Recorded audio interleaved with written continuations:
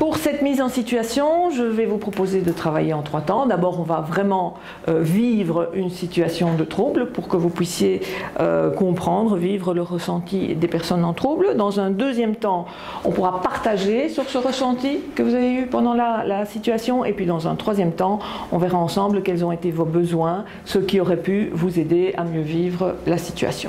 C'est une situation écrite. Je vais donc vous demander de prendre de quoi écrire. Vous avez reçu ça. Sinon, il y a encore des bics et des feuilles. N'hésitez pas. Et je vais vérifier que tout le monde utilise bien sa main dominante.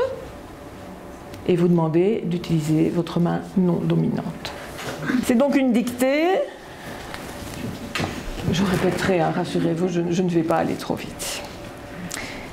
Monsieur et Madame Renaud vont de Paris à Chamonix. Qu'avez-vous ressenti lors de la mise en situation? C'était une perte d'énergie, perdue d'avance en fait. J'avais pas du tout envie. Et puis c'était une dictée, donc c'était encore beaucoup plus compliqué. Il y avait la concentration qui était vraiment à 100% pour bien faire et tout ça. Et donc c'était comme si j'avais fait un marathon en fait.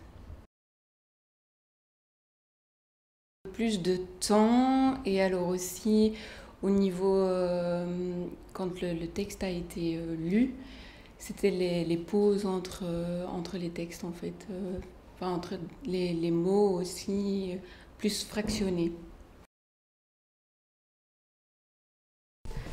Le plus important dans le cadre d'une dysgraphie, ça va être dans un premier temps d'avoir une bonne posture. Pour avoir une bonne posture, il faut avoir les jambes à 90 degrés. Au besoin, on peut toujours proposer un petit tabouret pour les pieds. Ce qui est également important, c'est l'assise, donc ne pas hésiter à rajouter un petit coussin pour avoir une inclinaison vers le bas et non vers l'arrière.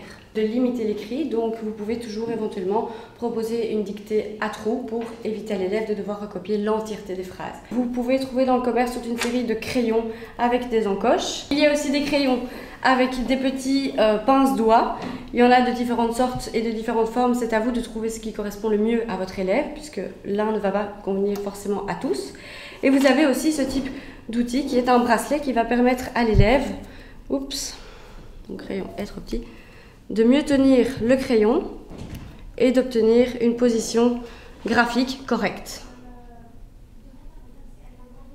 Une autre solution possible, c'est évidemment l'utilisation d'outils numériques, donc que ce soit une tablette ou un ordinateur. Ceci peut éventuellement aider l'élève à limiter l'écrit, mais aussi à éviter une trop grande fatigabilité lors de l'utilisation d'un outil scripteur et simplement lors du geste graphique.